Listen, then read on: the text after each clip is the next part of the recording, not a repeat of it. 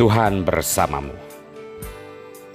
Inilah Injil suci Yesus Kristus menurut Matius bab 12 ayat 14 sampai dengan ayat 21. Lalu keluarlah orang-orang Farisi dan bersekongkol untuk membunuh Yesus. Tetapi Yesus mengetahui maksud mereka lalu menyingkir dari sana. Banyak orang mengikuti Yesus dan ia menyembuhkan mereka semuanya. Ia dengan keras melarang mereka memberitahukan siapa dia, supaya genaplah firman yang disampaikan oleh Nabi Yesaya, "Lihatlah itu hambaku yang kupilih, yang kukasihi, yang kepadanya jiwaku berkenan. Aku akan menaruh rohku ke atasnya, dan ia akan memaklumkan hukum kepada bangsa-bangsa.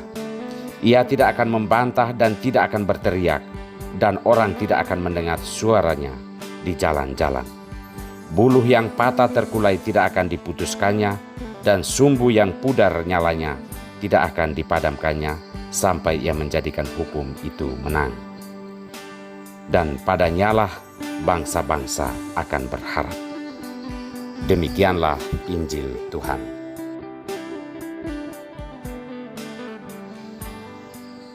Keselamatan tak butuh ragi.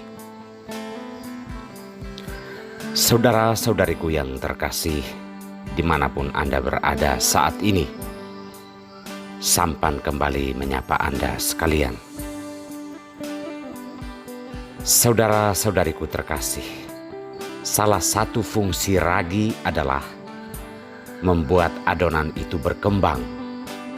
Dan untuk hal ini, para ibu atau ahli pembuat rotilah yang lebih mengerti. Salah satu hal yang pasti adalah jika ragi ini digunakan, tentunya membutuhkan waktu yang tidak sedikit untuk menunggu kapan adonan itu akan berkembang menjadi besar. Walaupun memakan waktu yang tak sedikit, namun ragi adalah hal yang sangat penting untuk tujuan terkait, untuk membuat roti. Hari ini sabda Tuhan juga berbicara tentang ragi, namun bukan sebagai hal yang terpenting dalam hidup, malahan merupakan hal yang tidak perlu untuk mengejar keselamatan. Saudara-saudariku terkasih, malam hari menjelang Allah menyelamatkan bangsa Israel dari tangan bangsa Mesir disebut malam berjaga-jaga. Perjalanan panjang akan segera mereka lalui, dan bekal adalah satu hal yang perlu dipersiapkan. Roti adalah bekal bagi setiap keluarga dalam perjalanan itu nanti.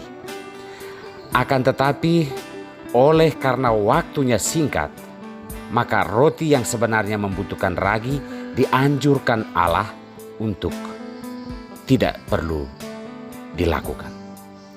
Mereka hanya dapat membuat bekal dari roti tak beragi. Hal ini menunjukkan bahwa untuk keselamatan yang sudah di depan mata dan bangsa Israel, tidak ada lagi waktu untuk menunggu sampai roti itu mengembang menjadi besar. Apa yang mau ditekankan di sini adalah waktunya singkat untuk keselamatan. Maka berpikirlah untuk keselamatan itu, bukan berpikir tentang perut. Dalam Injil hari ini, kita mendengar bahwa orang-orang Farisi bersekongkol untuk membunuh Yesus.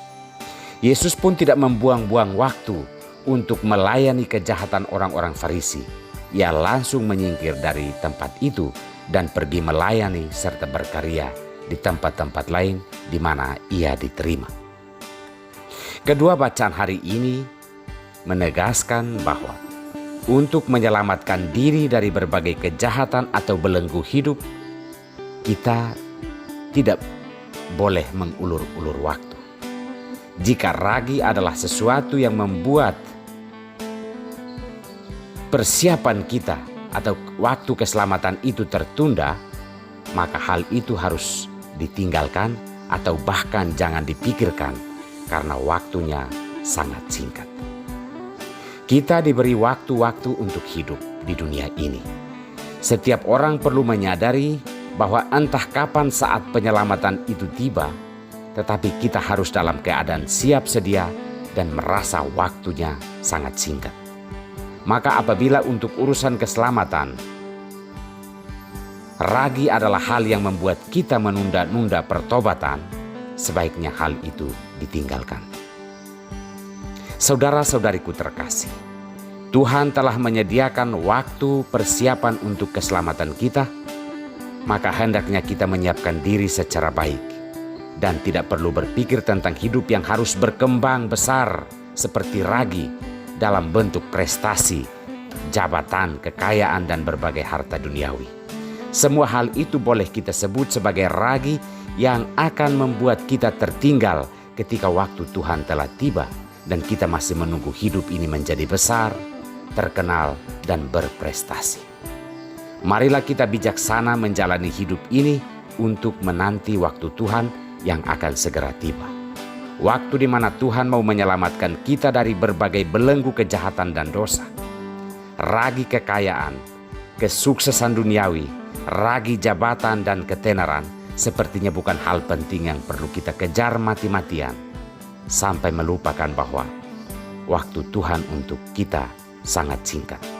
Kita hanya perlu untuk hidup apa adanya di depan Tuhan, dalam arti bahwa kita melaksanakan semua tugas dan panggilan hidup kita di dunia, namun kita melaksanakan dalam semangat menunggu waktu Tuhan yang akan menyelamatkan hidup kita.